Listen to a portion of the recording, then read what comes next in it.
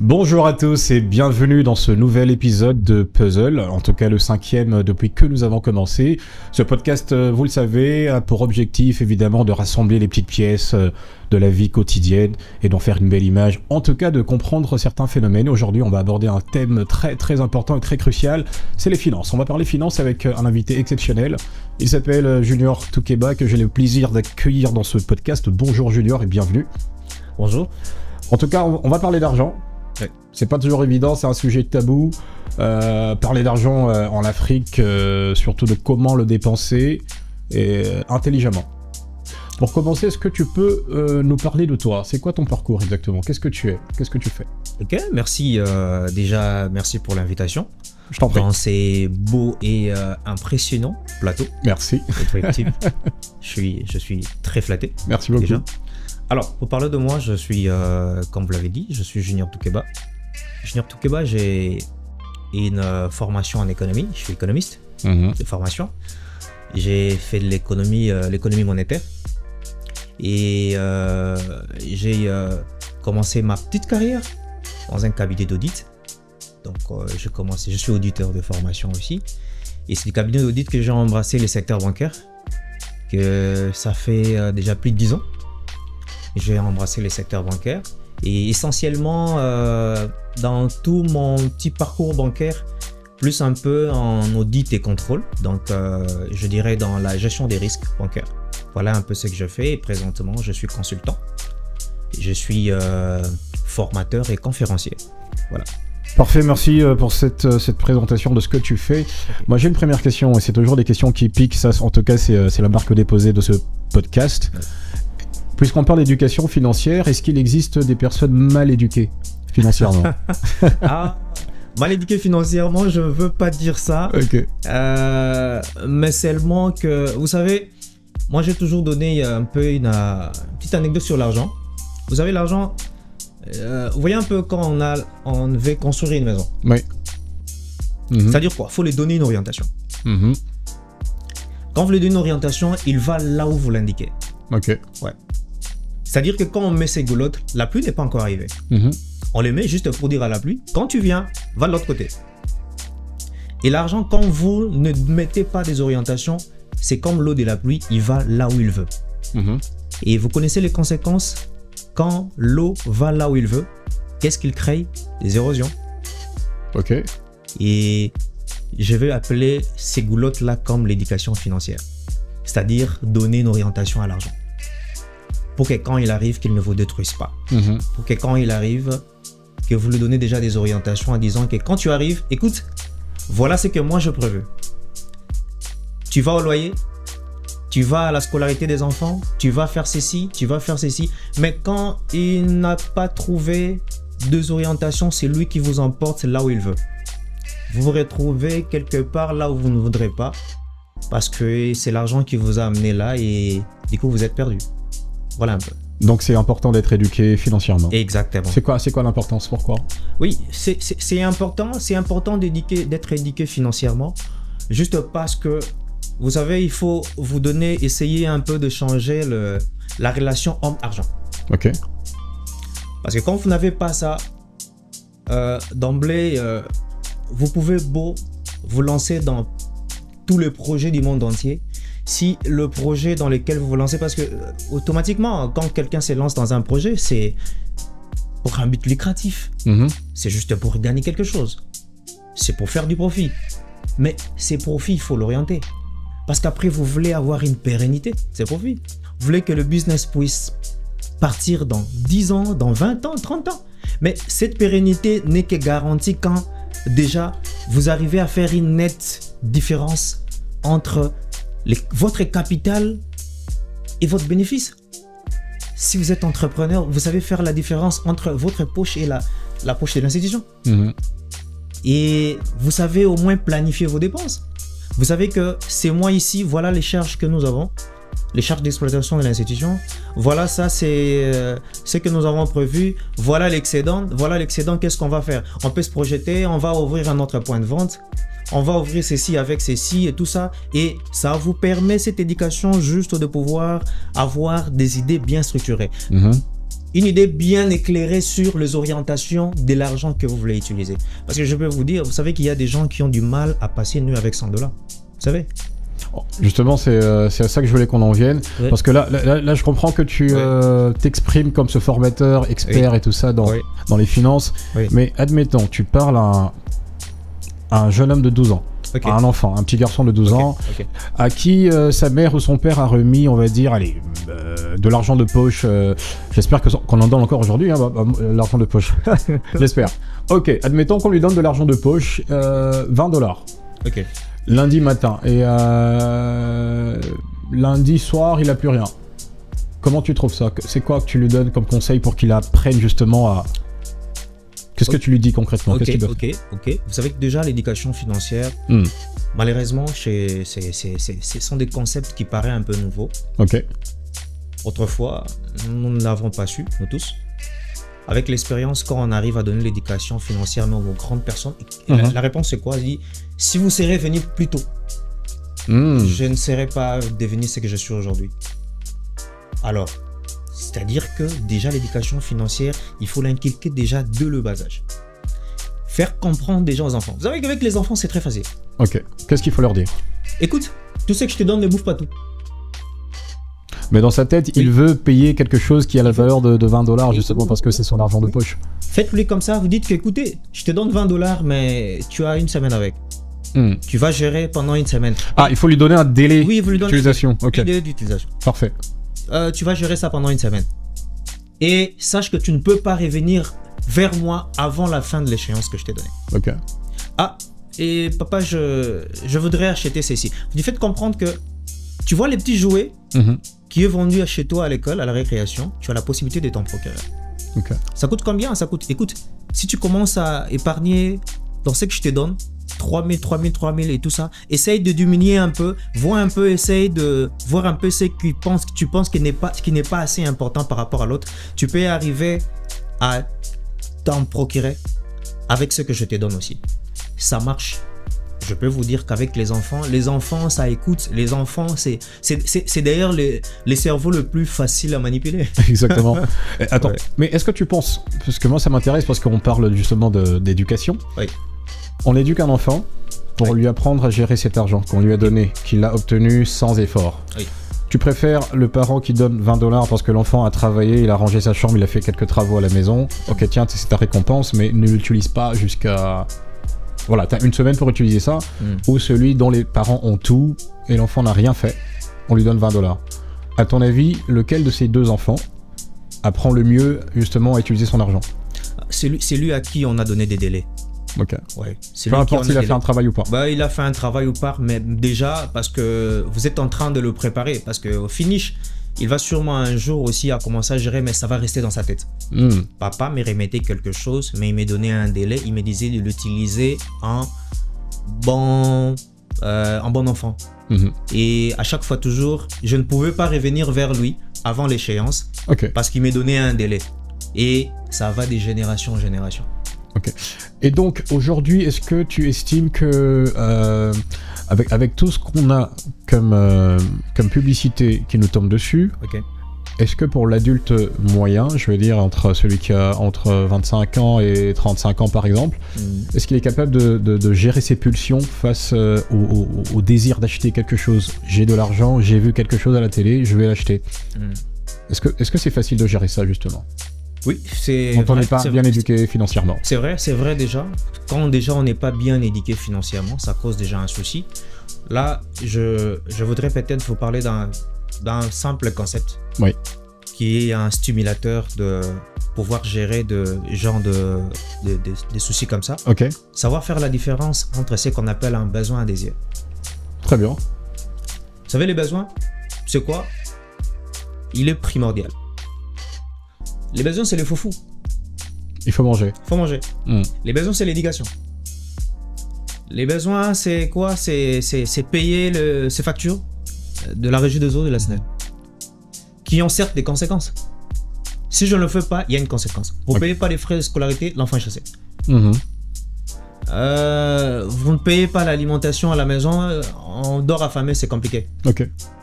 Vous ne payez pas la SNEL, la régie des eaux, vous connaissez la conséquence. On vous coupe l'eau, on vous coupe le courant. Voilà. Et avec beaucoup de conséquences derrière. Après vient ce qu'on appelle les désirs. Mhm. Les désirs, c'est-à-dire, je peux m'en passer. Les désirs, c'est-à-dire que par exemple, j'avais l'habitude de prendre ma petite bière, mais écoute, il y a un besoin qui se présente. De l'autre côté, c'est un désir. Je peux remettre à demain. Justement, ça, c'est un problème. On est à Kinshasa. Ouais. Parfois, vers la fin du mois, on sait que, bon, je sais pas pourquoi ça a changé, mais terrasse, c'est comme on retourne un peu trop rapidement du 1er au 30, les terrasses sont pleines. À croire que le quinoa a maintenant beaucoup d'argent. Mais on dit que, ok, t'as ton salaire à la fin du mois, arrive d'abord à la maison. Oui. Et j'ai même lu c'est trop dire, mais j'ai regardé des vidéos où on dit que tu perçois ton salaire le jour X, ne le touche pas avant 2 ou 3 jours. Enfin, paye si tu peux payer ton loyer, vas-y. Mais on constate aussi que quelqu'un est payé et il fait d'abord un crochet quelque part avec les amis pour prendre le petit verre dont tu parles. Okay. Et généralement à la maison, il rentre et on voit maintenant sur les statuts WhatsApp, tu pleures ton salaire depuis qu'elle cumule et tout ça. Est-ce que cette catégorie de personnes finalement a besoin aussi d'être éduquée? Parce que là on parle des parents qui travaillent. Exact. Ben, au lieu comme on Ndaku, il fait un crochet, je sais pas moi, à Planète J ou à Pigeon Vert ou dans un restaurant chic, il va aller boire sa bière et tout. Il revient à la maison, voilà, il a bu, je sais pas moi, l'équivalent de 3 jours de salaire. Est-ce que ce genre de personne a besoin d'être éduqué financièrement? Mais l'éducation financière, comme j'ai dit, de le bas âge jusqu'aux personnes âgées. Vous savez, déjà même comme heureusement que la loi même congolaise interdit de pouvoir, on peut déjà pas payer dans un débit de boisson. On peut pas payer un salaire dans un débit de boisson. C'est pour éviter tout ça. Okay. Les débits de boisson font leur business. Font leur business. Ils vont tout faire pour essayer de vendre leurs produits. Mais c'est à toi d'être éduqué financièrement. C'est comme ça que je veux encore revenir sur ce que je suis en train de dire sur la notion du besoin du désir. Okay. Un parent étant un parent responsable qui a déjà dans sa tête les besoins de la maison. Qui sait que ce mois ici, j'ai ces charges à couvrir, ce sont des charges qui sont obligatoires. Ce sont des charges qui font de moi responsable de la famille. Après, je dois d'abord commencer par ce qui est la priorité. La priorité, c'est quoi? La priorité, c'est être parent ne veut pas dire revenir parce que seulement on te paye et tu rentres à la maison que tu es parent. Les parents, c'est celui-là qui arrive à couvrir les charges mensuelles. C'est lui qui a à couvrir les charges, le besoin de la maison. Et tout ça. Et c'est comme ça que j'ai été en train de vous expliquer avant que nos caméras soient ouvertes. La petite notion même de l'épargne qui a quitté nos maisons. Déjà dans nos maisons aujourd'hui, posez la question. Et je peux vous expliquer une petite anecdote. Allez-y. Pendant qu'on était en train de faire les terrains, nous sommes allés dans un centre de santé de la place. Je ne vais pas citer le nom. Je vais rencontrer un enfant qui a 3 ans à l'hôpital. Je pose la question, mais dis non, cette fille est née ici et elle a eu ses 3 ans à l'hôpital. 3 ans à l'hôpital. 3 ans à l'hôpital. Okay. Je dis, mais qu'est-ce qui s'est passé? Il dit non, les parents n'ont pas de moyens. Ça fait 3 ans qu'ils ne sont pas sortis. Et du coup, c'est le papa de la fillette qui venait. Ah ouais. On voit les papas de la fillette. Alors, vous imaginez qu'à l'hôpital, on n'en fait plus un problème. La maman et l'enfant se mettent là, ils font leur ménage à l'hôpital. On a même trouvé l'enfant en train d'allumer le feu. 3 ans en train d'allumer le feu à l'hôpital. C'est chez eux à l'hôpital. Les papas qui viennent, on lui pose la question, qu'est-ce qui s'est passé? Il dit non, je voulais essayer de m'en acquitter, mais on m'a dit bientôt les élections. Généralement, il y a des députés qui viennent sortir les mamans et tout ça. J'ai dit non, j'attends un peu. Ah mais... Oui. Il dit après, j'ai entendu, il y a la fondation X qui devait passer, j'ai un peu géré. J'ai dit, mais c'est sérieux? Et on a posé la question à monsieur, c'est combien qu'il te fallait? Il dit, c'est 150 000 francs congolais. Seulement? J'ai dit, mais écoutez, vous savez, faut pas se moquer de Dieu. Les créateurs lui-même, les concepteurs de la grossesse, a prévu 9 mois. 9 mois. À moins que ça soit une grossesse assez compliquée. 9 mois après. Et vous voyez que ces messieurs, de temps en temps, mais il faut se les dire. Les gens vont vous dire que non, mais écoutez, je gagne combien, je vais épargner combien. Mais durant 9 mois, tu ne me diras pas qu'il n'y a pas un 3 000, 4 000 francs qui est passé de ta main. Les gens essayent un peu de comprendre un peu autrement le concept de l'épargne. Okay. L'épargne n'a rien à voir avec les montants. L'épargne a une question de la régularité. Soyez régulier. Quand on épargne, il faut être régulier. Il faut être régulier. Ok. Choisissez un montant qui vous paraît dérisoire. 5 000 francs. Mais faites 5 000 francs chaque semaine. Multiplié par 12 mois. Faites pendant 2 ans. Ces mêmes 5 000 francs est capable de vous rendre bailleur un jour. Alors, l'épargne a cette force-là de pouvoir enlever à vous certaines charges avec le temps. Ok. Vous avez une charge de loyer. Avec le temps, cette épargne peut vous rendre bailleur un jour. Avec le temps, l'épargne, vous arrivez à subir tous les besoins de scolarité. Après, vous finissez avec la scolarité des enfants parce que et puis après, vous épargnez, vous construisez, vous achetez un véhicule, vous êtes plus à l'aise. Et puis, ça vous rend d'ailleurs une vieillesse assez aisée. Ça vous évite des stress. J'ai toujours dit, un locataire à 70 ans, c'est presque la sorcellerie. Pourquoi? Ah bah oui. Pendant qu'on a travaillé pendant toute sa jeunesse. Ah mais ça c'est je ne pense pas que ça dépende les facteurs pour être propriétaire d'une maison dans un pays comme le nôtre font que construire ça coûte cher déjà. Si on est salarié pendant une bonne partie de sa vie, c'est pas évident de construire. Je veux dire, ceux qui construisent actuellement ont forcément beaucoup d'argent. Parce que tu vas peut-être m'éclairer un peu plus sur le sujet, mais on parle depuis quelques années d'avoir une classe moyenne en RDC. Je pense qu'elle se construit mais très très lentement, et c'est justement ceux qui sont déjà dans cette classe moyenne qui arrivent à construire. Bon, allons soyons plus pragmatiques. Est-ce que tu penses qu'avec un salaire de $500, un jeune qui commence sa vie professionnelle à 25 ans est capable de construire? Tout de suite, non. Je dirais tout de suite, non. Je peux vous dire, je connais un peu avec les concepts congolais, déjà. Tout de suite, je peux vous dire, vraiment non. $500 aujourd'hui. Même s'il est bien éduqué financièrement. S'il est bien éduqué, quand j'ai dit tout de suite, non. Mais à la longue, oui. Ok. Combien de temps? À peu près. À peu près, il faut déjà penser. Tout dépend aussi de comment est-ce qu'il va petit à petit. Avec $500, la mentalité fait que vous avez un peu les salaires d'abord à un caractère alimentaire. Ok. Voilà. Les salaires à un caractère alimentaire. Vous savez, surtout quand on dit caractère alimentaire, c'est-à-dire que il est là pour la subsistance, pour vivre en fait. Pour vivre. Pour vivre. Il vous permet de vivre. Dans les concepts, je prends un exemple. Un jeune qui commence par exemple dans une banque de la place, il a un salaire de $500. Vous savez, pour un premier temps, c'est vrai, il va commencer la petite vie et tout ça. Et du coup, qu'est-ce qui va se passer? Dans sa tête, il pense que après quelques temps, je dois me marier. Tout de suite? Ah oui, je dois me marier. Je dois me marier. C'est une bêtise ou pas? Oui. Pourquoi? C'est l'effet contagion un peu du secteur là où on est. Ok. On pense que déjà à ces salaires-là, on voit un peu les gens qui sont au centre-ville et tout ça. Et puis après, je dois trouver un véhicule et tout ça. Et petit à petit, ou soit du coup, on quitte un peu l'essentiel. Mais seulement avec des bons conseils d'éducation financière, vous avez la possibilité de commencer à épargner toujours en faisant cette nette différence entre ce que vous pensez est un besoin et que l'autre demeure un désir. Je veux dire ici, peut-être qu'il y a certaines personnes qui vous diront que non, écoutez, mais j'ai déjà vu ces jeunes dans un début de boisson, qu'est-ce qu'il va raconter? Et tout ça, il va nous raconter quoi? C'est pas grave si vous l'avez vu, hein. Ça arrive à tout le monde. Bah oui, et tout ça. Mais écoutez, mais seulement il faut savoir faire la part des choses.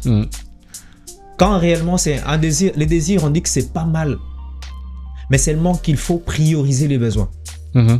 Avec un salaire de $500, mais il faut avoir des objectifs aussi. Il faut se fixer des objectifs. Vous dites qu'avec ces salaires, voilà ce que je me projette dans 3 ans, dans 4 ans. Dans 6 ans, je vais être ceci. Dans 10 ans, j'aimerais déjà commencer à quitter pour commencer à faire ceci. Je pourrais même écouter. Aujourd'hui, poser la question à tous ces gens-là qui sont salariés. Tout le monde vous diront que j'ai toujours un petit business à côté. Mais ces business, ça vient d'où?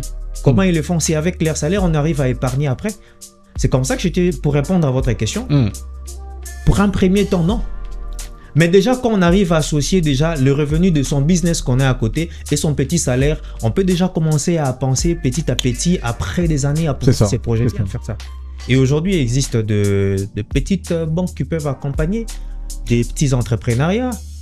Il y a Mm. des microfinances qui sont là où on peut, pour ne pas déjà aborder le problème de prêt, Mhm. ou avec votre petit business, vous pouvez avoir un prêt au sein Ok. d'une institution.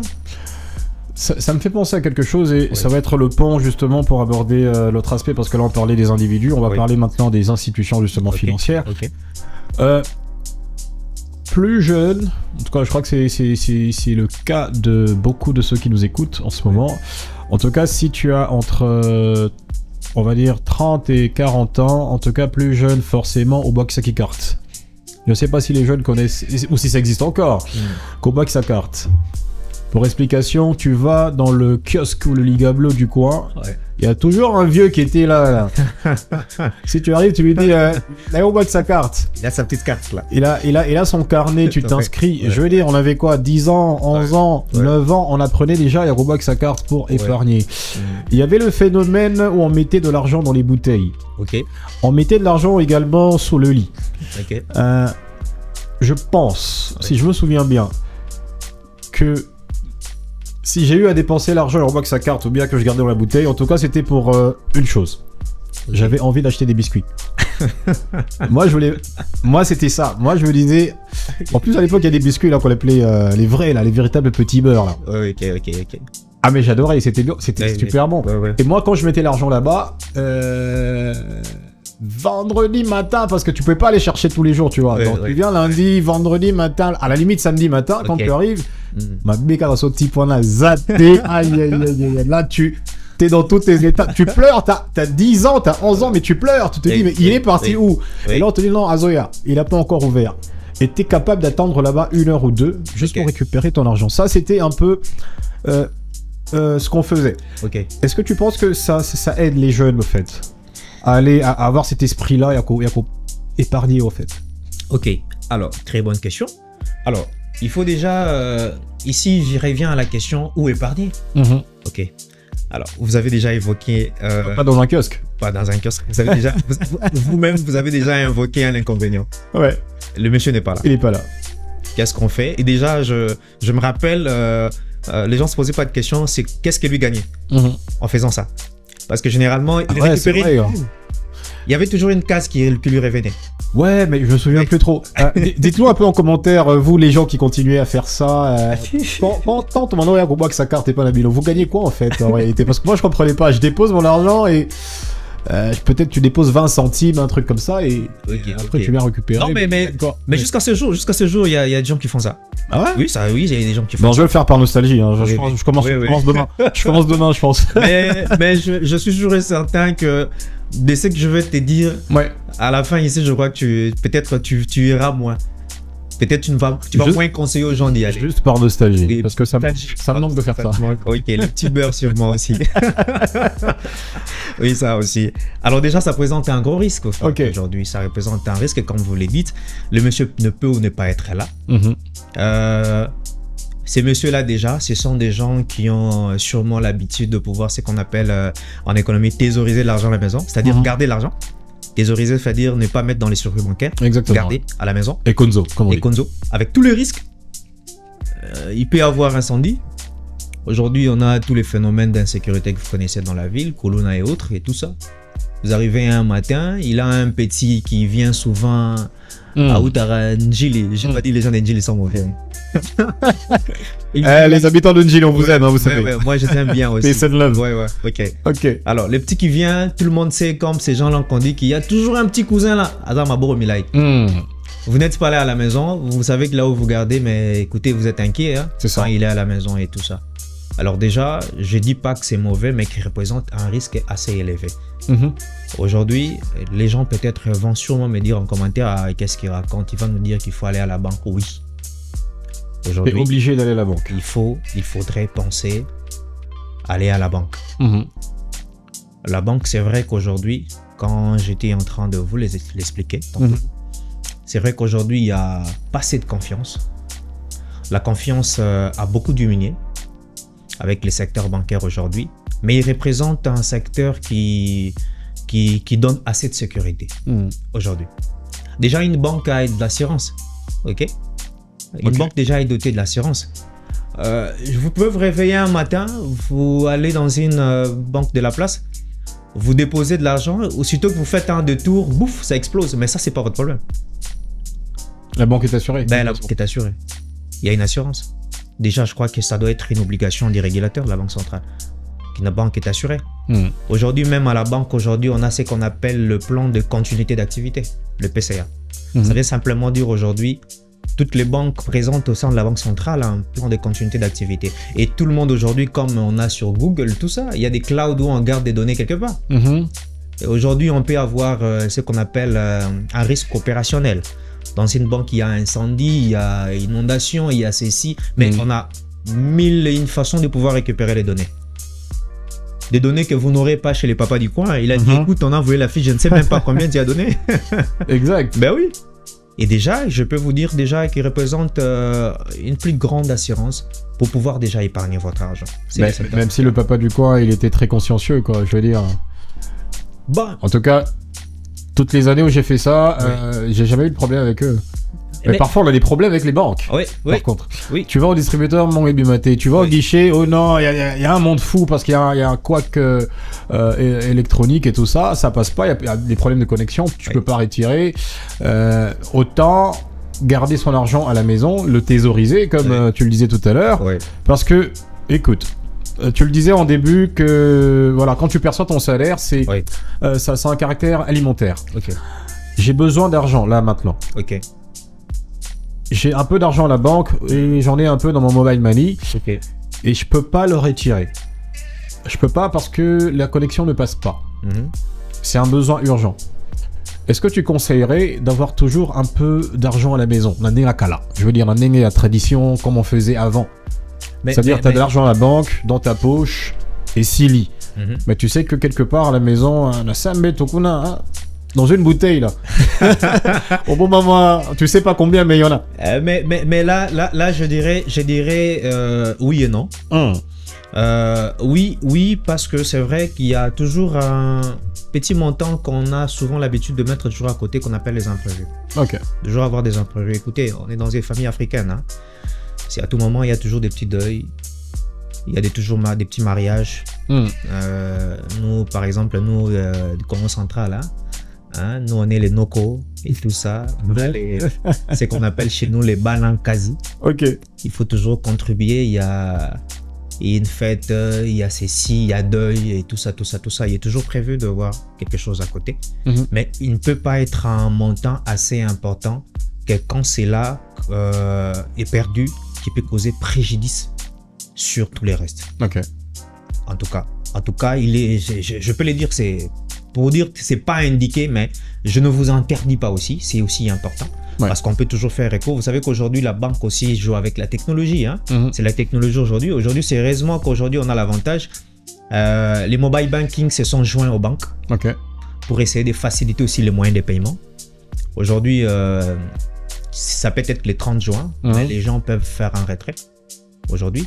Aujourd'hui, vous avez la facilité avec certaines institutions bancaires. Vous êtes à la maison, chez vous.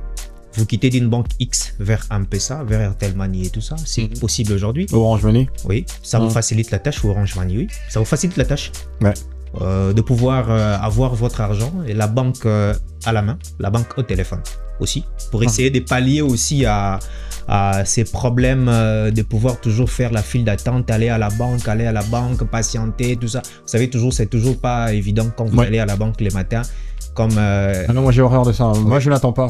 Moi dès qu'il y a beaucoup de monde, non. Dès que j'entre, je compte. Non, je fais demi-tour. Vous savez qu'aussi après ça profite aussi. C'est psychologiquement aussi fait parce qu'au fait c'est aussi une manière de pouvoir aussi développer l'épargne chevaux. La banque c'est vrai. On a toujours dit la banque c'est votre banque de proximité. Mais cette banque de proximité vous la trouvez pas devant la maison. Mais généralement, la banque, il faut toujours aller quelque part pour pouvoir récupérer. C'est juste pour développer cette culture d'épargne. Que tu dois aller chercher. Ben oui, si tu dois aller chercher. Et quand tu penses qu'il y a des frais qui seront retirés, tu laisses. Et c'est un peu comme aussi de la monnaie électronique aussi. Finalement, non, on ne peut pas... En gros, ce que tu me dis, c'est que dans l'éducation financière, tu ne peux pas, même quand c'est ton argent, tu ne peux pas l'utiliser comme tu veux, en fait. À n'importe quel moment. Genre, t'en as beaucoup. Ok, donnons un chiffre. Là, en ce moment, t'as $1 million en compte. Parfois, on fait des calculs très, allez, on va dire aléatoires. On se dit, bon, $1 million, en combien d'années je peux utiliser ça si je dépense $100 tous les jours? C'est mon argent. Ouais, c'est ton argent. J'ai $1 million, j'ai pas envie d'investir, par exemple. Je dis, ok, j'ai $1 million, là, maintenant. Pour la consommation, simplement la consommation. Uniquement, je veux pas investir, je veux pas travailler. Est-ce que, si je dépense $100 tous les jours, bien sûr, même au bout de 50 ans, ici, là, t'es. Faites des calculs, mais ça va finir... Bientôt ça, calcul. Ouais. on va calculer. Dans $1 million de dollars, j'espère que je suis bon en calcul, là. On va diviser par combien faites déjà en une année combien vous consommez par jour. Si vous consommez $100. 100 par jour, ça te fait... alors... Excusez-moi, on n'est pas bon en calcul, là. Ça fait... là. Alors, 100... si en un mois, ça me fait x 31, $3100. Si je fais x12, ça me fait 37 200 au bout d'une année. Donc, si je fais ça, mon 1 million, non, au bout d'une année, ça fait 37 200, donc fois 10 ans, je fais 300, 70 000. Je passe à 3 millions. Ah non, ça marche pas du coup. Voyez. Dans 10 ans de règne. Oui, 10 ans de règne, mais après... c'est possible, en fait, si tu fais 10 ans, tu dépenses 300 000 balles, ça va. Mais après... Il t'en reste 700 000. Il reste 700 000, mais après... 10 ans encore, il t'en reste combien? 400 000 et quelques. Nous, on t'attend à 30 ans. On va t'attendre après. Si t'as 30 ans maintenant, franchement, attends, mon frère. Tu as 30 ans aujourd'hui, supposons, tu as 1 million. Tu dépenses 1 million, $100 tous les jours pendant 30 ans. Mon cher, à 60 ans, t'es bon, quoi. Mais tu penses pas à pérenniser ta progéniture? Mais qui se débrouille, hein. Tu sais que pas ton... Sérieux? Non, très sérieusement, non. Très sérieusement. Non, ils vont pas se débrouiller. Mais, je veux dire, on en rigole peut-être, mais derrière ça, il y a une question. Quelqu'un qui gagne beaucoup d'argent au loto, par exemple. Tu as gagné 1 million. Bon, 1 million, en tout cas, c'est le montant le plus bas que je puisse imaginer parce que récemment... Dollars, francs anglais? Non, je parle plutôt en euros. Lors du dernier... j'ai vu la dernière cagnotte, c'était dans les 300 millions quelque chose que la personne a gagné. Une personne comme ça, qu'est-ce qu'elle fait de cet argent? Quelqu'un qui... 300 millions. Comme ça. Vous savez déjà, c'est de l'argent, c'est des jeux du hasard. Qui gagnent déjà de l'argent dans les jeux du hasard, comme c'est devenu d'ailleurs dans le quotidien des Quinois. Ouais, toujours tous les petits, les jeunes Quinois là, ont toujours quelque chose. Paris foot et tout ça. Paris foot, oui. Ils vont jamais toucher des millions, mais moi je parle de quelqu'un là, maintenant il a 300 millions, cash. Tout ça. Mais après, c'est comme ça que, si je vais revenir encore dans les grandes notions d'éducation financière, vous savez, moi j'ai toujours conseillé dans ceux-là qui participent aux formations que nous animons, faites même de projets chiffrés quand vous n'avez pas d'argent. C'est très important. Faut imaginer les chiffres. Vous êtes là, dites-vous, j'ai des ambitions et des très grandes ambitions. Vous voyez? Parce que vous ne savez pas d'où est-ce que ça va arriver. Un jour, comment est-ce que ça va tomber sur vous? Faites de projets chiffrés comme ça. Vous tombez sur un montant comme ça, mais placez-les dans ce que vous avez toujours rêvé. Mettez-les dans un business que vous avez toujours voulu. L'argent, on ne le bouffe pas. Les capitales, on ne le bouffe pas. Il faut bouffer les bénéfices. Bien sûr. Il faut refuser de bouffer les capitales. Les capitales... tu bouffes le capital, c'est fini, quoi. C'est fini, vous approuvez. Tu bouffes ton business. Mais c'est déjà ça le vrai souci. J'ai discuté avec c'est le vrai souci même qu'on a avec toutes les jeunes dames là, les mamans qui sont dans les petits business, qu'on appelle communément les AGR, les activités génératrices de revenus. Ils ont toujours cette petite confusion entre les capitales et les bénéfices. On a l'habitude souvent, quand on gagne quelque chose, les lots de 20 000 qu'on ferme dans l'épargne et tout ça. Et surtout quand c'est une activité qui est proche de la maison. Même déjà à la maison, avant de sortir le matin, on a déjà bouffé les capitales. Les capitales, acheter du pain. Quand c'est proche de la maison, l'enfant qui vient, papa, le bip, ça 5 000. On a donné, on ne sait même pas savoir où est-ce qu'on l'a sorti. On a sorti ça du capital. Du capital. Et en fin de compte, on ne sait pas faire cette nette différence, cette distinguo entre les capitales et les bénéfices. Donc, pour répondre à votre question, faut vous vêtir de projets chiffrés. Ok. Soyez ambitieux.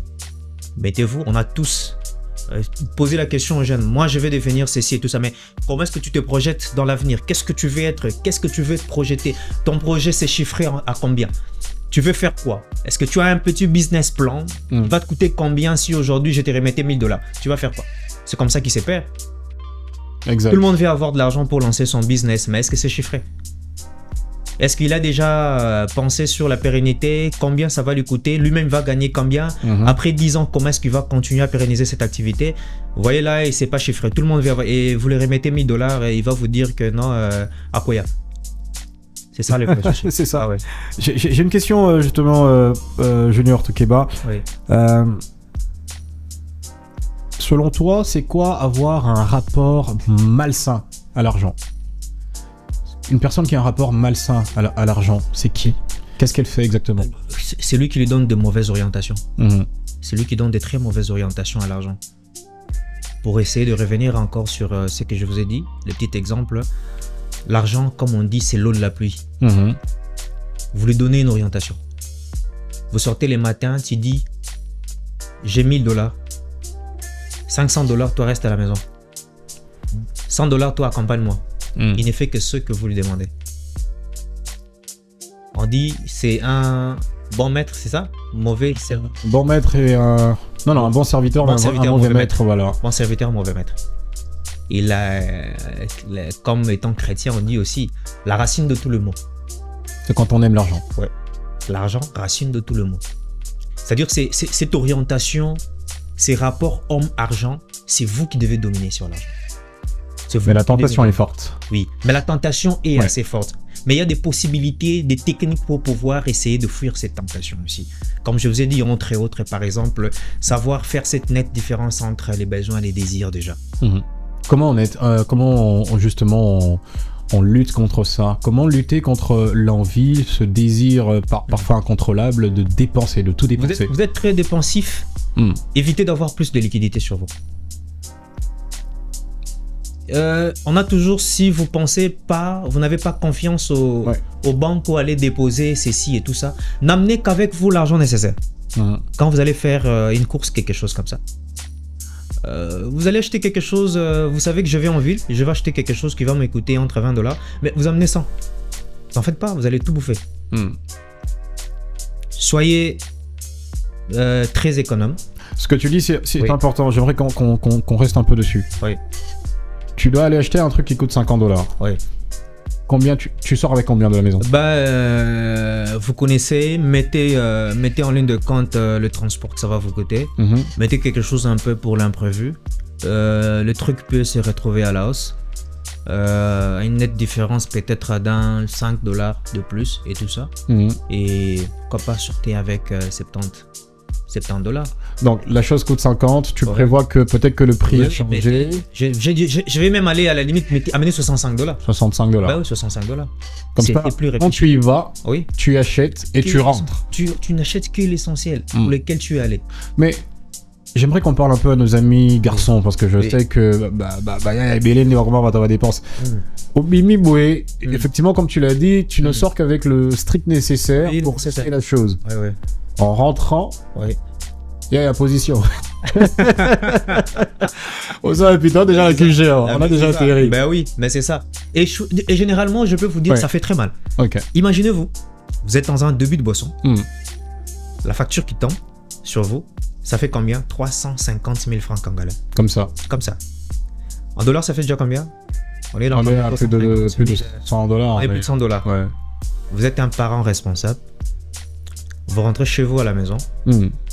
Comme Dieu fait bien les choses, il y a aussi un problème de 350 000 francs à la maison. Et que tu n'as plus parce que tu as dépensé. Là, vous savez que là, vous avez du mal à raconter aux gens. C'est ça. Et vous êtes en lutte entre votre conscience et vous-même. Votre conscience vous dit, tu sais que tu es irresponsable. Exactement. Oui. Pour les choses qui ne vaut pas la peine, tu allais dépenser 350 000 francs dans un début de Faut boisson. chasser les amis. Oui. Faut chasser les mauvais faut amis. chasser, faut chasser Non, mais parce que ça arrive, parce que là on est en train de parler d'éducation financière Ouais. et ça on aimerait quand même interpeller les choses. C'est pas parce que tu as beaucoup Oui. sur toi ou à la maison que Oui. tu peux te permettre Oui. que tu devrais céder à la tentation. Par exemple, moi ça va c'est mes positions. Tu te dis, j'ai pas prévu ça. Tu vas, tu achètes ta chose. Tu rentres à la maison, bon, tu ressors parce que tu en as encore à la maison, aux huiles et sous. Après, tu pars. Quelqu'un comme ça, selon toi, il finit pauvre ou pas? Mais vous allez finir pauvre. Mais vous investissez dans quoi? Dans un début de boisson? Dans les amis? C'est quoi le conseil? Mais les conseils, comme je vous ai dit, toujours, je reviens encore sur la base, cette nette différence entre les besoins et les désirs. Sachez privilégier les besoins. Les besoins, c'est celui-là. Les besoins, c'est celui-là qui peut faire de vous un responsable. Est-ce que les femmes comprennent ça? Ben, déjà, c'est là les On gros dit que soucis. les dépenses sont Ben, c'est ça, déjà les gros soucis. Déjà les gros soucis. Habituez-vous à faire un budget familial. Le budget domestique doit être un budget qui doit être fait entre un homme, pour les mariés, entre un homme et une femme. Ensemble, vous mettez ensemble, vous dites, écoutez, voilà ce qu'on projette le mois. On veut gagner ceci. Je sais que ça va créer des problèmes parce que dans une de formation, je posais la question spécialement aux mamans. Les mamans disent, est-ce que les hommes disent tout ce qu'ils gagnent? Et les mamans qui travaillent, il y a un papa qui m'a dit, est-ce que bon à moi c'est mon anak? Voilà, toujours, elle va toujours réagir au problème de maman. Maman a un problème, maman a un problème. Et tout ça, tout ça. J'ai dit, mais si vous êtes en train de penser à faire un projet, déjà vous êtes dans une famille. La famille, c'est un projet. Nous sommes en 2024. Une famille qui a un projet doit être capable de dire ce que vous êtes en 2027. En 2028. Il va avoir de projets. C'est fini avec cette époque-là où on avait une famille, on avait 10-15 enfants. Tout ça. Aujourd'hui, vous voyez, avec la génération, les gens gèrent un peu les choses. Même s'ils ont des moyens par moment. Ben oui, même si on a des moyens. Parce qu'il y a très peu, parce qu'on a de projets. On a de projets. Autrefois, on avait un peu l'autre conception, plus d'enfants, c'est la conception un peu traditionnelle, la main d'œuvre et tout ça. Aujourd'hui, c'est fini avec ce genre. On veut investir sur les enfants et sérieusement sur les enfants. On veut les mettre dans des bonnes conditions et les bonnes conditions exigent beaucoup de moyens. Et déjà avec le peu qu'on a, si on veut investir sur 10, 15 enfants et tout ça, c'est très compliqué. Alors on veut avoir les minimums déjà pour commencer déjà à faire un bon budget familial. Planifier en famille, les bons budgets sur le mois. Qu'est-ce qu'il nous faut? Qu'est-ce qu'on doit faire? Il y a ceci et c'est ce qui va vous rester. Écoutez, vous voulez vous dire, écoute, tu sais que cette année, on va fêter 10 ans de mariage, on va mettre quelque chose de côté. Et il y a des choses comme ça. Écoute, on n'a jamais fait un mariage religieux, on va les faire d'ici 3 ans, on va mettre quelque chose de côté pour ne pas embêter les gens et tout ça. Et ça va vous permettre de veiller en paix. Est-ce que tu penses que... Enfin, j'ai regardé il n'y a pas longtemps, il y a certains parents riches qui veulent rien laisser à leurs enfants en termes d'héritage et tout ça. Mais rien, il faut pas qu'ils doivent travailler et tout ça. Enfin, c'est moins fréquent, je dirais même inexistant ici en RDC. Les papas riches ont des gosses riches. L'enfant qui a déjà une voiture à 17 ans, ainsi de suite. Ok, chacun fait ce qu'il veut de son argent. Mais est-ce que tu penses qu'un parent... On a deux options. Est-ce qu'il peut déjà commencer à épargner de l'argent pour son enfant qui va venir, à formuler les comptes bancaires et tout ça, jusqu'à ses 18 ans, il est libre d'utiliser son argent. Est-ce que selon toi, c'est une bonne chose à faire? Bah, c'est pas mal aujourd'hui. C'est comme ça que même, vous voyez certaines institutions bancaires qui ont des produits même adaptés à ça. Il y a des comptes enfants. Déjà, moi je trouve que c'est pas mal. C'est bien de faire ça? C'est pas mal déjà. Mais seulement qu'à cet enfant, donc c'est 18 ans, à cet enfant-là, inculquer une très bonne éducation de l'argent. Est-ce qu'il faut lui dire que tu as un compte ouvert pour toi? C'est pas important avant 18 ans. C'est pas important avant 18 ans. Sinon, vous allez les dévier. Vous allez les dévier. Mais pas associer à chaque fois toujours. Moi, je me rappelle encore, il y a un moment qui me disait toujours qu'on n'aimait pas trop nous donner un peu de l'argent pour ramener à l'école. On disait on préfère te donner à manger parce que le jour où tu vas en manquer, tu vas chercher à tout prix comment trouver, sûrement ça va te dévier. on va donner un peu une mauvaise éducation sur l'argent. Mhm. Mais déjà, vous commencez à épargner pour lui, mais vous lui donnez très bonne éducation sur l'argent. Les jours il a ses si et tout ça, et je crois qu'il aura déjà des très bonnes orientations à faire avec cet argent. Donc, c'est-à-dire que la base, déjà, l'éducation financière n'est qu'une très bonne orientation. Mhm. Déjà, essayer d'inculquer les changements des rapports homme-argent, déjà dès le bas âge. Les bas âges. Oui, les bas âges. Je crois qu'il sera très bien orienté. On va chuter avec un dernier point, justement, Junior Toukeba. On a vraiment parlé de cette question de notre rapport à l'argent en société, en famille, en tant qu'individu. Tobendi Matoi et pas votre côté de la position. Ernios, s'il vous plaît. On a besoin d'épargner, d'accord? On veut épargner de l'argent. Okay. Hein, le samedi, c'est pas le jour où il faut que tous les hommes se rencontrent dans le Ngandamon. Oui. Et c'est des factures mirobolantes, là. 400 000 francs, 500 000 années. Ouais. Qu'est-ce qui se passe? Arrêtez ça. Ouais. Chutant avec la question des banques. Ok. Le taux de bancarisation RDC, est-ce qu'il est intéressant? Je veux dire, par rapport à l'évolution des choses actuellement. D'un point de vue économique, est-ce qu'on est suffisamment bancarisé? Pourquoi je pose la question? Je comprends pas, mais vers la fin du mois, il y a une banque ici, je l'entends comment la banque. Je vois des gens pleins à l'intérieur, plein la véranda, bakangi, gris, plein l'ibamba. Et ils sont postés là depuis au moins 3, 4, 5 heures du temps debout à attendre leur argent. Ok. Au moins on sait qu'ils sont bancarisés. Est-ce que on a suffisamment de banques pour payer ces gens? Est-ce qu'il n'y a pas d'autre système? Je sais pas comment faire en sorte que Batouba aille belleter la banque. Parce que Ecomi un peu... C'est un peu bizarre, ouais. Je comprends pas. J'ai jamais vu autant de monde. D'ailleurs, il y a un ami qui vient des États-Unis qui me dit, mais pourquoi? C'est quoi ce rassemblement ici? C'est des ouvriers? C'est quoi? Je dis non, c'est des gens qui viennent retirer leur argent. Il dit quoi? Mais chez eux, dans leur banque, tu vois pas, il n'y a pas de monde en fait. Les gens ne viennent que peut-être pour ouvrir des comptes. Ok. Et même ça, c'est des choses qu'ils peuvent faire à la maison. On est bancarisé, mais est-ce que c'est suffisamment numérisé pour que tout soit fait à partir de ton téléphone? Je sais même pas la dernière fois que j'ai mis, moi, personnellement, les pieds dans une banque. Je fais tout de mon téléphone. Ok. Déjà, oui, les taux de bancarisation aujourd'hui, en tout cas, il a été très poussé. Je crois qu'avec avec la bancarisation de la paye des enseignants, déjà avec l'avènement, je crois, d'époque Matata et tout ça, on a un peu poussé avec la bancarisation. Il doit nager entre 6 et 7% déjà. Quand je dis taux de bancarisation, ça veut dire on évalue les comptes actifs sur la population. Déjà. La culture bancaire qui n'est pas... Avec trop de comptes dormants. Oui, avec trop de comptes dormants déjà. Bien, si quand la banque va avoir on a mis ça. On est au courant. Oui, les banques, c'est des mères d'émettre des agents sur terrain qui viennent ouvrir des comptes dans des débits de boissons et tout ça, ouvre un compte et tout ça. Aussitôt que tu mets, tu oublies. Bah, il reste là et tout ça, l'essentiel pour toi, tout ça. Oui. Tu dis, bon, je vais aider le jeune qui m'a posé la question, je vais ouvrir un compte et tout ça. Mais est-ce que toi, tu vas utiliser ces comptes? Déjà, c'est ça un problème. Alors, pour revenir à la question un peu sur ce vrai souci un peu de la paye des fonctionnaires, je crois que pour moi, déjà... c'est des fonctionnaires qui remplissent. Fonctionnaires. Ok, super. Voilà. L'idée à la base, déjà, elle est très bonne.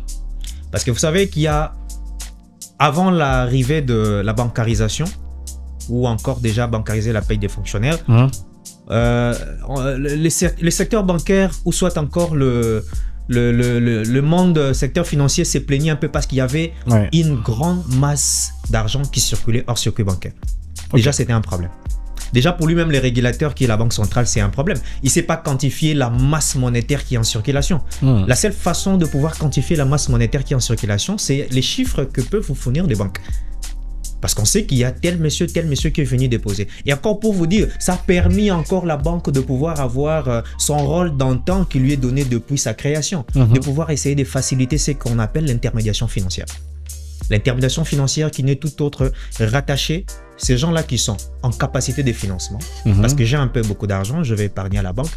Et celui-là qui a besoin de financement. Mais il ne peut que le faire que quand il y a des épargnants. Il peut donner que des crédits quand il y a des épargnants. Et cette banque-là ne peut vivre que quand il y a au moins des espèces qui entrent chez elle, là où il peut tirer des commissions, des intérêts, comme je souligne ici, parce que la plupart des gens disent « Ba banque mibi, ba banque mibi ». Mais la banque ne vit que de commissions, des intérêts, tout ça, ce sont que de produits net bancaires, c'est ce qui peut permettre de vivre. Alors, le vrai souci pour répondre à cette question, je crois que les banques sont en train de réfléchir là-dessus. Aussi, essayer de multiplier des moyens de paiement. Et tout en allégeant un peu le taux parce qu'il s'agit des salaires au fait. il s'agit des salaires. C'est toujours pas décent. Les taux d'intérêt, c'est ça? Oui, oui. Okay. Les taux de frais des retraits et tout ça. Okay. Parce que généralement, les gens qui viennent et tout ça, ils disent que non, je vais retirer autant, mais la banque va kata.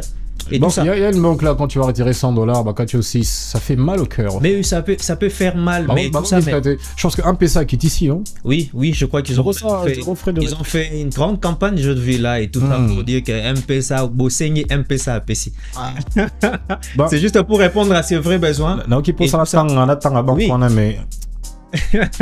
Parce qu'il s'agit d'un salaire. Et on a dit ici qu'il faut planifier avec son salaire. Mais vous allez planifier sur un salaire de 400 000 francs congolais. Mais déjà, si la banque va prendre quelque chose, ça décourage aussi un peu. Non. Alors, je crois que les banques sont en train de réfléchir là-dessus. C'est pour ça que les gens préfèrent la liquidité, au fait. La liquidité aussi, mais seulement qu'aussi, on veut rester dans ces secteurs bancaires aussi pour lutter contre ces phénomènes qui est vraiment très fréquent, qui a existé à l'époque quand on avait des agents payeurs, les banques Lambert. Ah ouais. Ouais, phénomène banque Lambert. Qui est interdit, évidemment. Qui est interdit, que la loi n'autorise pas, qui a appauvri des familles qui ont mis... tu vas emprunter $100 et le gars te dit tu me rembourses 150. Quel taux d'intérêt? Dans aucune banque. Quelle méchanceté. Oui. Et vous avez des pressions. Il y a des gens qui ne supportent pas la pression et tout ça. Et puis vous développez des maladies et tout ça. Vous avez des tensions, vous avez ceci et tout ça. Parce que là, il y a les gars qui t'ont fait pression. Parce que tu as donné quelque chose en gage. Tu as laissé ta télé là-bas, ils menacent de vendre et ça et tout ça. Pour lutter contre ces histoires, je crois que les banques sont en train de réfléchir là-dessus. C'est lui qui vient à la banque doit être à l'aise. La banque, c'est la confiance, comme on le disait tantôt. C'est pas pour rien déjà, comme je vous disais tantôt, la banque, quand vous venez, on fait un effort que les gens soient un peu bien habillés. Il y a quelqu'un qui est en costume, cravate et tout ça. C'est juste pour garantir la confiance. Tu viens déposer. Que tu ne trouves pas quelqu'un qui a un peu des habits troués, tout ça, sinon tu as un peu peur. Bien sûr. Quand tu déposes 100, tu vois, il y a un bon banquier là, il est en costume, en 3 pièces et tout ça, il te parle bon français. Tu dis non, celui-là, je peux déposer mon argent sans problème, je peux aller dormir calmement et tout ça. Donc la banque doit jouer sur cette confiance-là. Et cette confiance ne peut pas seulement se limiter sur les services et essayer de jouer aussi sur les taux aussi, pour pouvoir aussi accroître aussi ces taux de bancarisation aussi, et pour aussi élever aussi cette culture bancaire. Cette culture bancaire qui doit aussi vraiment être élevée pour que celui-là qui est à la maison pense que la banque c'est le meilleur endroit pour garder son argent. Pour que ces scepticismes-là en disant que non, banque Miibi, tout ça. Alors, ça ne va que dans le sens de pouvoir accroître la thésaurisation qui va encore causer du problème. Des problèmes à la banque, même des problèmes aussi à la population et puis des problèmes aux banques aussi, de pouvoir survivre. C'est comme ça que je vous dis qu'aujourd'hui on a un problème, on n'a aucune banque à capitaux congolais. Ça fait mal aussi. Il faut combien pour ouvrir une banque? Aujourd'hui on est dans les capital minimum 50 millions, banque commerciale, si je m'abuse aujourd'hui. Les conditions un peu... Et toutes les banques commerciales que nous avons en RDC ne nous appartiennent pas. Mais ils ne nous appartiennent pas. C'est pas congolais, il n'y a aucune banque congolaise. Aucune banque à capitaux congolais, malheureusement. Donc, tu 50 millions pour l'enfant. Mais seulement aussi, je dirais, Tozangango, pas aussi, mais seulement qu'aussi avec certaines conditions aussi au niveau des régulateurs qui a fait qu'aussi que les choses soient un peu durcies aussi. On a privilégié aussi les banques à capitaux étrangers parce que bon, et même aussi ont mis aussi beaucoup de sérieux dans ce qu'ils ont fait. Ouais, mais les banques étrangères là, c'est des pays voisins, c'est juste à côté. Kenya, tous les autres là qui sont. Parce que attention, dans l'imaginaire collectif du Congolais. Ça fonctionne quand ça appartient aux Blancs. Ouais. Mais Equity BCDC n'appartient pas aux Mindélé, à ce que je sache. Ça appartient au Kenya. Oui. Ta BGFI Bank, je sais que c'est français de base, mais avec une grosse gestion au niveau du Gabon. Si je ne me trompe pas. Ouais. Tu as FBN Bank, c'est pour les Nigérians. Tu as UBA, c'est... américain, quelque chose comme ça. Ouais. Donc, Bissau, on peut pas avoir 50 millions pour ouvrir une banque. Bah, c'est comme j'étais en train de... Oui, on est vraiment en train de lutter. J'ai même un ami qui est en train vraiment de lutter là-dessus pour voir vraiment comment est-ce qu'on peut faire pour nous réunir 50 millions. Et avec toutes les... Mais ça suffit pas. Comme je vous ai dit, la banque, c'est la confiance. Il faudrait qu'il y ait cette On n'a pas confiance. confiance aux Congolais. Ça, on dit que on a l'habitude d'aller quand seulement que c'est les blancs. Il est peut-être là le souci en fait. Il est peut-être là le problème parce qu'on n'a pas confiance aux Congolais. Oui, on s'est dit quand c'est Congolais, sûrement ça ne va pas aller. Quand c'est Congolais, peut-être il y a un peu de mafieux. Ah, mais Bank. Oui. Même le nom. Entre nous, vaut mieux qu'on voit un blanc, on sait que non, je peux épargner sans problème. Le blanc fait confiance. Oui. Et bien c'est comme ça qu'après vous allez dire que il y a un jeune entrepreneur qui est venu nous dire écoutez, mais dans vos banques là, moi je suis venu avec un projet, on ne va pas me donner l'argent. J'ai dit oui, mais c'est parce qu'on a que des banques commerciales. Ce sont pas des banques d'investissement. On ne donne pas à celui qui n'a rien. Les banques commerciales travaillent avec ceux qui ont déjà quelque chose, mais ils doivent faire du commerce. Ce ne sont pas des banques d'investissement, malheureusement pour nous. Et aujourd'hui, si on veut mettre en place ces banques-là aujourd'hui, on doit mettre du sérieux nous-mêmes aussi. Exactement. Ouais. En tout cas, Julien Toukeba, on a fait le tour de la question. Il y a encore beaucoup de choses à dire, évidemment. Exactement. En disant au début de ce podcast que tu es expert en économie, en finance et tout ça, en gestion financière, gestion de risque et tout. Okay. C'est quoi ton dernier mot? Où est-ce qu'on te retrouve déjà en termes de formation, de conférences? Ok, en termes de formation, on va partager avec vous, on a une page Facebook où on publie. C'est quoi le nom de la page? RH Solution. RH Solution. RH Solution. En un seul mot? Oui, en un mot. Bon, je pense qu'on va afficher ça de toute façon. Oui, vous allez voir là, de temps en temps. On va un peu essayer de la mettre un pas à jour. Je crois qu'il y a un petit souci. Et tout ça. Mais entre-temps, on peut être sollicité aussi de manière individuelle. Et j'interviens de temps en temps en tout ce qui concerne des formations sur la gestion des risques bancaires, parlant de conformité, contrôle interne, et sur aussi la lutte contre le blanchiment des capitaux, que je donne aussi. Et tout ce qui concerne aussi ce que nous venons d'évoquer aujourd'hui sur... Moi j'ai beaucoup appris. Hein. Ok. J'ai beaucoup appris. À toi je suis flatté. Bon, on vous contacte à quel numéro de téléphone, adresse mail? Ok. Numéro de téléphone, donc 081 043 72 94 081 043 72 94. Nous sommes ouverts. Okay. On intervient. C'est une formation qui est destinée aux jeunes, aux cadres. Aux jeunes, cadres, ceux qui aspirent au secteur bancaire aussi, qui veulent un peu connaître un peu le secteur bancaire. Qui veulent être bien éduqués. Qui veulent aussi être bien éduqués aussi financièrement. C'est ça. On peut nous contacter, on peut intervenir de temps en temps dans des conférences, des forums aussi. Invitez-nous, on est disponible. Parfait, Junior Toukeba, en tout cas c'était un plaisir de t'avoir reçu dans ce podcast Puzzle, en tout cas tous les jeudis soirs que vous pouvez retrouver évidemment. Dites-nous en commentaire ce que vous avez pensé de tous ces sujets qu'on a abordés, surtout les yaya, attention, arrêtez, les temps sont durs. Les temps sont durs. Dites-nous en commentaire ce que vous avez pensé évidemment de cet entretien avec Junior Toukeba que nous avons eu le plaisir de recevoir. Je suis Ruben Kayembe, je vous donne rendez-vous jeudi prochain pour un autre numéro de Puzzle. Vous le savez, hein, ça va chauffer pour jeudi prochain. Il y a un sujet mais qui vient...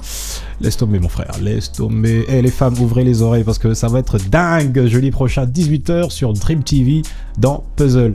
Au revoir et prenez soin de vous surtout. Bye bye.